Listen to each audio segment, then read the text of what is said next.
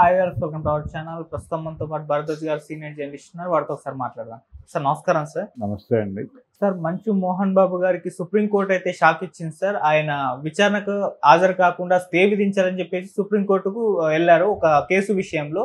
లేదు, మీరు విచారణకు హాజరు కావాల్సింది అని చెప్పేసి స్పష్టంగా చెప్పేసింది. మరి ఏ కేసుకు సంబంధించి జరిగింది, మరి ఇప్పుడు నెక్స్ట్ ఏం జరిగే అవకాశాలు ఉన్నాయి సార్ ఈ కేసులో?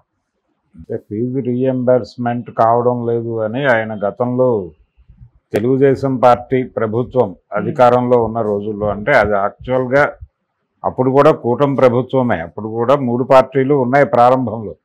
2014లో గెలిచినప్పుడు భారతీయ జనతా పార్టీ అలాగే తెలుగుదేశం జనసేన ప్రభుత్వమే అది.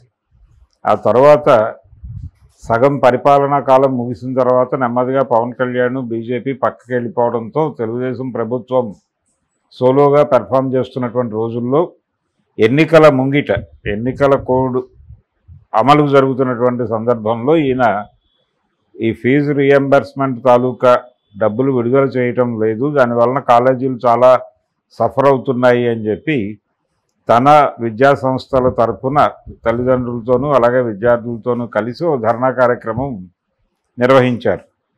అది ఎలక్షన్ కోడ్కి ఉల్లంఘన అయినట్టుగా భావించి ఆయన మీద కేసు నమోదు చేయటం జరిగింది. దానికి సంబంధించి విచారణకు హాజరు కమ్మని ఆయనకి నోటీసులు రావటం, అలాగే కోర్టుకు వెళ్ళింది ఆ కేసు. దీని మీద ఆయన కంటెస్ట్ చేయడానికి సుప్రీంకోర్టు దాకా వెళ్ళాడు. అయితే అక్కడ కూడా ఆయనకి చెప్పింది ఏంటంటే, మీరు కింది కోర్టుల్ని కింది వ్యవస్థల్ని ఎందుకు పట్టించుకోవడం లేదు, అక్కడ మీరు వాళ్ళు విచారణకు పిలిచారు, విచారణకు వెళ్ళి మీ దగ్గర ఉన్న సమాచారం చెప్పండి, అది కాన్స్టిట్యూషనల్గా వైలేషన్ అవునా కాదా అనేది జడ్జి చేయడానికి ఎలాగూ కోర్టులు ఉన్నాయి. మీ వెర్షన్ మీరు చెప్పండి, వాళ్ళ వెర్షన్ వాళ్ళు చెప్తారు. చెప్పిన తర్వాత దాని మీద ఎలాంటి నిర్ణయం తీసుకోవాలి, వాళ్ళు తీసుకున్నటువంటి నిర్ణయం చేసిన అరెస్టు లేకపోతే ఆ టైంలో అంటే కస్టడీలోకి తీసుకుని వదిలేసినట్టున్నారు, వీళ్ళ పేర్లు అవి రాసుకుని పంపించేస్తారు బైండ్ ఓవర్ లాంటి చిన్న కేసు పెట్టి. అయితే ఇక్కడ ఎలక్షన్ కోడ్ ఉల్లంఘన అనేది రావడంతో దీని స్థాయి పెరిగింది. నిజంగానే ఇది ఎలక్షన్ కోడ్ ఉల్లంఘన కిందకు వస్తుందా రాదా అనే దానికి సంబంధించి విచారణ జరిగిన తర్వాత విచారణకు జరిపిన రిపోర్టును బట్టి నిర్ణయం తీసుకుంటుంది కోర్టు. దానికి అవకాశం లేకుండా నేను అసలు విచారణకే హాజరు కాను అంటే ఎలా కుదురుతుంది?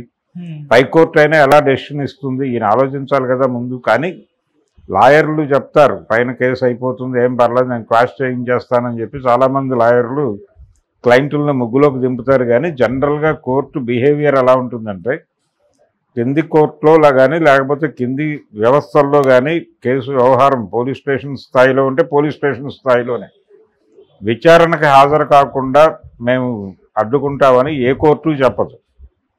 ఖచ్చితంగా విచారణకు హాజరై తీరి వీళ్ళ స్టేట్మెంట్స్ ఏంటనేది రికార్డ్ చేసుకుంటారు, అంతకుమించి ఏముండదు. స్టేట్మెంట్ రికార్డ్ చేసుకుంటారు, 4-5 ప్రశ్నలు అడుగుతారు, వాటికి సమాధానాలు రాబడతారు, అది ఒక దర్యాప్తుగా రాసుకుంటారు వాళ్ళు. తర్వాత ఒక స్టేట్మెంట్ రికార్డ్ చేసుకుంటారు, పంపించేస్తారు. అంతకుమించి ఇబ్బంది పెట్టే పరిస్థితి ఉండదు. అది పెద్ద క్రైమ్ ఏం కాదు కాబట్టి అక్కడ ఫిజికల్ క్రైమ్ ఇన్వాల్వ్ అయ్యి లేదు, ఎలక్షన్ కోడ్ ఉల్లంఘన మాత్రమే ఉంది. కాబట్టి వాళ్ళు క్లియర్గా చెప్తారు ఇది ఎందుకు ఉల్లంఘన అయింది అనేది. అప్పుడే చెప్పుండేవారు వీళ్ళు ప్రాపర్గా అప్రోచ్ అయి ఉంటే. అలా కాకుండా వీళ్ళు కోర్టులో తేల్చేసుకుందాం, క్వాష్ చేయించేద్దాం అనే ప్రయత్నాలు చేస్తారు. ఒక దశలో చంద్రబాబు నాయుడు గారికి కూడా ఇలాంటి అనుభవం ఎదురైంది కోర్టు నుంచి, సుప్రీంకోర్టు నుంచి. ఆయన అరెస్ట్ అయినప్పుడు బెయిల్ పిటిషన్లు సిబిఐ కోర్టులో వేస్తే అక్కడ రిజెక్ట్ అవ్వటమో ఏదో ఒకటి జరగల, అలా బెంచ్ మీద పెట్టుకుని ఉంచేవాళ్ళు. ఈయన ఈ లోపల లాయర్ల మాటలు విని హైకోర్టుకి సుప్రీంకోర్టుకి పిటిషన్లు పెట్టడం మొదలు పెడితే నెగిటివ్ జడ్జిమెంట్స్ వచ్చినాయి సుప్రీంకోర్టు నుంచి. మీరు కింది కోర్టులో కంటెస్ట్ చేసి అక్కడ ఒక డెసిషన్తో రావాలి కదా ఇక్కడికి. ఆ డెసిషన్ తప్ప ఒప్ప అనే దాని మీద, దాని మెరిట్స్ డిమెరిట్స్ మీద ఇక్కడ చర్చ జరుగుతుంది.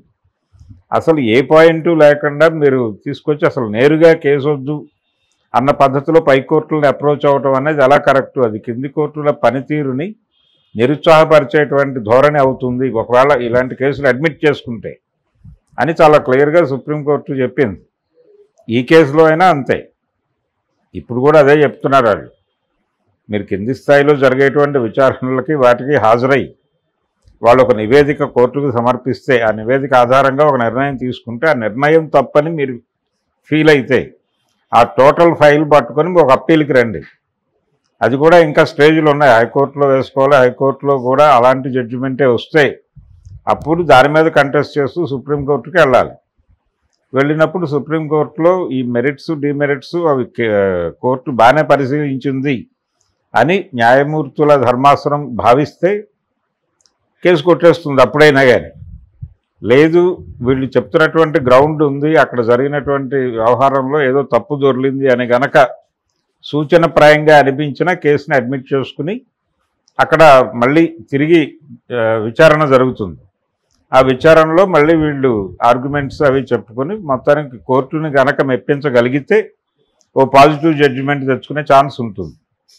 అందుకని సహనం ఉత్తమం. అంటే బైపాస్ చేసి ఎప్పుడైతే పై కోర్టులకు వెళ్తారో, పై కోర్టులకు వెళ్ళినప్పుడు కింది కోర్టులను బైపాస్ చేశారనే దాన్ని కూడా ఒక క్రైమ్గానే కోర్టు ఆలోచిస్తుంది. ఎవరు వెళ్ళినా, ఎవరు బైపాస్ చేసి వెళ్ళినా. పోలీసులు వచ్చి నా విచారణకు రావాలంటే సుప్రీంకోర్టుకు వెళ్ళి, ఇప్పుడు ఏదో కృష్ణా జిల్లాలో ఒక మారుమూల గ్రామంలో ఉన్నవాడికి నోటీసులు ఇస్తారు పోలీసులు, బాబు నువ్వు రేపు పొద్దున ఎస్పీ ఆఫీస్కి వచ్చి కనబడాలి, నీ మీద ఒక చిన్న కేసు ఉంది, దానిలో విచారణ జరుపుతామంటే అక్కడి నుంచి మచిలీపట్నం వెళ్ళి అక్కడ స్టేషన్కి హాజరైపోతే సరిపోతుంది.